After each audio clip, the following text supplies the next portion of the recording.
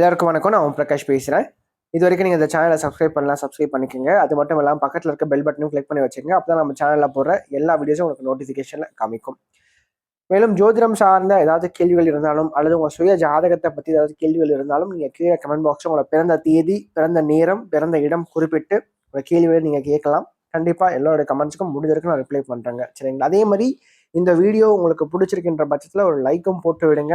நிறைய லைக்ஸ் வர தான் இன்னும் மேற்கொண்டு வீடியோஸ் நிறைய போடணுன்ற ஒரு தூண்டுதல் எனக்கும் வரும். சரிங்களா? முடிஞ்சிருக்கும் இந்த வீடியோ பார்க்குறவங்க ஒரு லைக்கை போட்டுட்டு கமெண்ட்டை போட்டுட்டு உங்களோட வீடியோ நீங்கள் பார்க்க ஆரம்பிங்க. சரி, வாங்க இப்போ வீடியோக்குள்ளே போகலாம். இந்த வீடியோ நம்ம என்ன பார்க்க போகிறோம் அப்படின்னா, சிம்ம ராசி மகம் நட்சத்திரத்தில் பிறந்தவங்களுக்கு 2026ஆம் ஆண்டு குரு பயிற்சி பலன்களை பற்றி நம்ம இந்த பதிவில் பார்க்க போகிறோம். சிம்மம் மகம் காலபுருஷனுக்கு 5வது ராசி. சூரியனுடைய வீட்டில் இருக்கக்கூடிய கேதுடைய நட்சத்திரம் தான் இந்த மகம். சரிங்களா? அதாவது சிம்ம மகத்துல பிறந்தவங்களுக்கு இந்த குரு பயிற்சி எப்படி இருக்கு? ஃபர்ஸ்ட் விஷயம் என்னன்னா, இதனால் வரைக்கும் 8ஆம் இடத்துல சனி பகவான் அமர்ந்து மக நட்சத்திரத்துல பிறந்தவங்களுக்கு வந்து பாத்தீங்கன்னா, பொதுவாகவே பாத்தீங்கன்னா இந்த அஷ்டம சனி காலகட்டங்களில் அதிகமாக மன ரீதியான ஒரு உளைச்சல், மன ரீதியான ஒரு கஷ்டங்களை பார்த்த நட்சத்திர அடிப்படையில் பார்க்கும்போது ஒன்று உத்திரட்டாதி, இன்னொன்று வந்து பார்த்தீங்கன்னா மகம். சரிங்களா? ஸோ இவங்க 2 பேரும் தான் கடந்த காலங்களில் வந்து பார்த்தீங்கன்னா மன ரீதியாக ரொம்ப வந்து பாதிக்கப்பட்டீங்க. சரிங்களா? சில பேருக்கு உடல் ரீதியாக பிரச்சனை கொடுத்துருக்கோம். ஆனால் ரொம்ப வந்து பார்த்தீங்கன்னா மனம் கஷ்டப்பட்ட, மனதை வந்து உடைக்கக்கூடிய அல்லது மனதை வந்து காயப்படுத்தக்கூடிய சில விஷயங்கள், சில சம்பவங்கள் வாழ்க்கை நடந்துச்சுன்னா அது உங்களுக்கு நடந்திருக்கும். அது ஏன்னா 8ல சனி. சரிங்களா? அது உத்திரட்டாதியில் போயிட்டு இருந்தார். ஸோ அந்த சனி பகவான் வந்து பார்த்தீங்கன்னா இந்த காலகட்டங்களில் ரேவதிக்குள்ள நுழைகிறார். அதே மாதிரி குரு ராசிக்கு 12ஆம் இடத்துக்கு வரார். சரிங்களா? இதனால வரைக்கும் லாபத்தில் இருந்த குரு இப்போ 12ஆம் இடத்துக்கு வரார். சரிங்களா? 12ஆம் இடத்துல குரு இருந்ததுனால எந்த சூழ்நிலையும் சமாளிக்கின்ற ஒரு தன்மை இருந்துகிட்டு இருந்திருக்கும். சரிங்களா? ஏதாச்சும் ஒரு உதவி கிடைச்சிக்கிட்டு இருந்திருக்கும். ஆனால் இப்போ குரு 12ஆம் இடத்துல மறையறதுனால உதவிகள் கிடைக்காம போகுமானா அப்படிலாம் கிடையாது. குரு 12ஆம் இடத்துல வந்து உச்சமாகும் போது ஃபர்ஸ்ட் விஷயம் என்ன பண்ணுவார்னா, முதல்ல வந்து மனக்குழப்பத்தை நீக்குவார். சரிங்களா?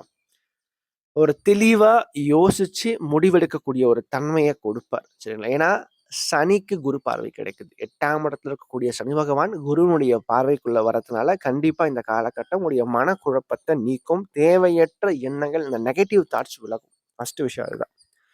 எப்பவுமே நெகட்டிவ், எல்லாரும் பாசிட்டிவ் யோசிச்சா நீங்க மட்டும் நெகட்டிவ் யோசிப்பீங்க. இப்படி ஆயிடுமோ, அப்படி ஆயிடுமோ, இப்படி நடந்தா என்ன பண்றது, அப்படி நடந்தா என்ன பண்றதுன்னு சொல்லிட்டு அந்த நெகட்டிவ், இது வந்து தற்காப்பு அப்படின்னு எடுத்துக்கிட்டா கூட இதுவும் ஒரு நெகட்டிவான ஒரு தன்மை தான். சரிங்களா? அப்போ அத்தகைய தன்மைகள் தற்போது விலகும். மனசு தெளிவாகும். 2வது விஷயம், வெளிநாடு சம்பந்தப்பட்ட முயற்சிகள், ஏற்றுமதி இறக்குமதி சம்பந்தப்பட்ட விஷயங்கள், வெளிநாடு சம்பந்தப்பட்ட காரியங்கள். சரிங்களா? வெளிநாட்டில் ஏதாச்சும் பிஸ்னஸ் பண்ணலான்னு இருக்கீங்க, ஏதாச்சும் தொழில் பண்ணலான்னு இருக்கீங்க, ஏதாச்சும் வேலைக்காக முயற்சி பண்ணலான்னு இருக்கீங்க, படிக்கலான்னு முயற்சி பண்ணலான்னு இருக்கீங்கன்னா கண்டிப்பாக இந்த டைமில் நீங்கள் வந்து முயற்சி பண்ணால் அது கிளிக் ஆகும். நல்ல வேலை வாய்ப்பு, நல்ல படிப்பு, நல்ல தொழில் சார்ந்த விஷயங்களை ஒரு வெற்றியை கண்டிப்பாக கொடுப்பார் இந்த குருவும் சரி, சனியும் சரி. சரிங்களா? 2வது, இந்த டிசம்பர் மாதத்திற்கு பிறகு ராசியை விட்டு கேது வந்து விலகிறார். அதாவது 3வது விஷயம் என்னன்னா, கேது வந்து உங்களுடைய ராசியை விட்டு விலகிறார். ராசிக்கு 2ஆம் இடத்துக்கு போறார். சரிங்களா? மகத்தை பொறுத்த வரைக்கும் அதாவது உங்க நட்சத்திரத்தை விட்டு விலகிடுவார். ஆல்மோஸ்ட் இப்போ வந்து மகத்துல போயிட்டு இருக்காருங்க.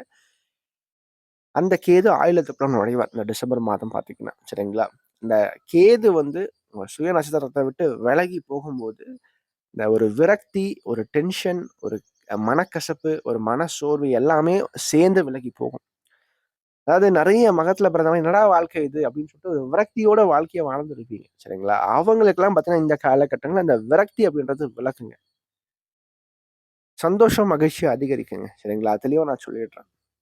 அடுத்து 4வது விஷயம், இந்த வீடு, மனை, வாகனம். சரிங்களா? சொந்தமா ஒரு வீடு கட்டுறது, அது நிலம் வாங்குறது, ஒரு வாகனம் சார்ந்த விஷயங்களுக்காக முயற்சிகள் எடுக்கிறது, இது எல்லாத்துக்கும் இந்த காலகட்டம் உங்களுக்கு ஒத்துழைப்பா கொடுக்கும். சரிங்களா? ஏதாவது கடன் வாங்கி லோன் எடுத்தோ, நீங்க வந்து ஏதாச்சும் ஒரு பிசினஸ் பண்றது, ஒரு வீடு கட்டுறது, ஒரு லேண்ட் ஒண்ணு வாங்கி போடுறது, அல்லது ஒரு நீங்க பைக் வச்சுக்கிட்டா அந்த பைக் வந்துட்டு கார் வாங்குறது. ஸோ இந்த மாரி உங்களுடைய தேவைகளுக்கு ஏற்ப நீங்க வந்து இந்த காலகட்டங்கள்ல கடன் வாங்குவீங்க. சரிங்களா? அதே மாரி மறைமுகமான வழியில அதிர்ஷ்டத்தையும் கொடுக்கும், வருமானத்தையும் இந்த காலகட்டம் உங்களுடைய வாழ்க்கையில ஏற்படுத்தி கொடுக்குங்க. அதையும் நான் சொல்லிடுறேன். சரிங்களா? அடுத்து 5வது வந்து பார்த்தீங்கன்னா, வேலை, உத்தியோகம் சார்ந்த விஷயங்கள்ல எனக்கு வந்து மன அழுத்தங்கள் விலகும். ஸ்ட்ரெஸ் விலகும். ஆனா என்னன்னா, வேலை கண்டிப்பா கிடைக்கும். இப்ப நீங்க படிச்சு முடிக்கணும்னா, முடிச்சோனே டக்குனு நல்ல ஒரு வேலை கிடைச்சிரும். வேலை, உத்தியோகம் சார்ந்த விஷயங்கள்ல வெற்றி கிடைச்சிரும். சரிங்களா? ஆனா அந்த ஒரு விரக்தி அப்படின்றது கொஞ்சம் குறையும். டிசம்பருக்கு அப்புறம் முழுமையா குறைஞ்சிரும். அதுதான் இந்த குரு பெயர்ச்சியினுடைய முதல் பகுதியில அந்த டென்ஷன், விரக்தி அப்படின்றது கன்டினியூ ஆகும். 2வது பகுதியில இருந்து அந்த விரக்தி, டென்ஷன், தலைவலி, அந்த வேலை ரீதியா இருந்த பிரச்சனை, போராட்டம் எல்லாம் விலகும். சரிங்களா?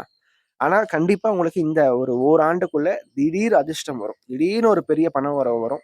அதே மாரி திடீர்னு ஒரு செலவும் வரும். சரிங்களா? கடைசி விஷயம் என்னன்னு பார்த்தீங்கன்னா, 12ஆம் இடத்துல குரு பகவான் இருக்கும்போது கையில இருந்து காச கரைய வைப்பாரு. அது உண்மதான். சரிங்களா? இந்த காலகட்டங்கள்ல பணத்த கையில வச்சுக்காதீங்க. முடிஞ்ச அளவுக்கு கையில காசு வச்சுக்காதீங்க. காசு நீங்க கையில வச்சுக்கிட்டா கண்டிப்பா ஏதோ ஒரு காரணத்தால அந்த காசு வந்து விரயமாயிட்டே இருக்கும். திடீர்னு ஒரு செலவு வரும். அப்பாடா இந்த மாசம் ஒரு ரூ. 10,000 தீருதுப்பா அப்படின்னு பார்த்தா, திடீர்னு ஒரு செலவு வந்து நிக்கும்.